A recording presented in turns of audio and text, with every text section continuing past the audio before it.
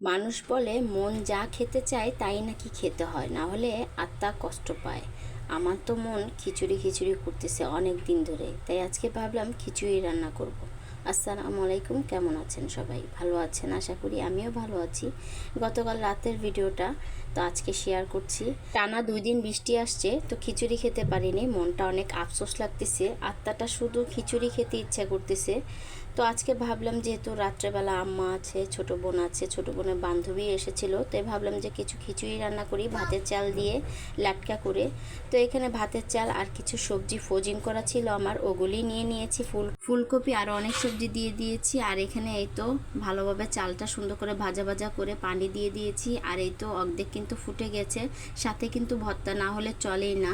তো একটু রসুন ভর্তা করব, ইদানিং ধরে রসুন ভর্তাটা এত ভালো লাগে।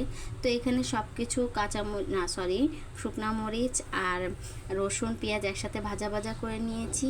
আর এই তো এখন এখানে খিচুড়িটাও হয়ে গিয়েছে, আমি কিন্তু ভর্তাটা অলরেডি বানিয়ে ফেলেছি।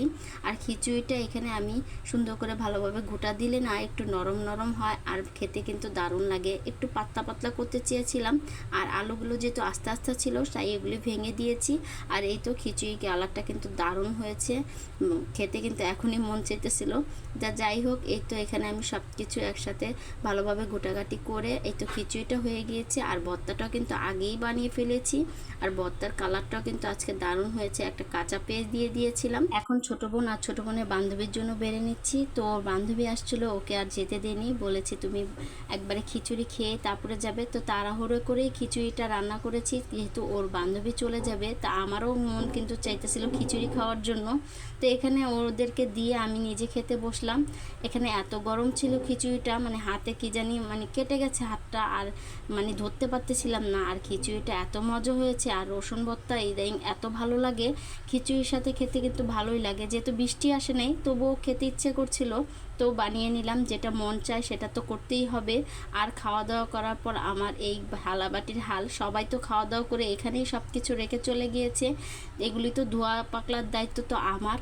তো যে কথায় বলে না যে আত্মা যেটা খেতে চায় সেটা তো খেতেই হয়, আত্মা বেশি কিছুই চায়নি, শুধু খিচুড়ি খেতে চেয়েছে, তাই খিচুড়িটাই রান্না করেছি।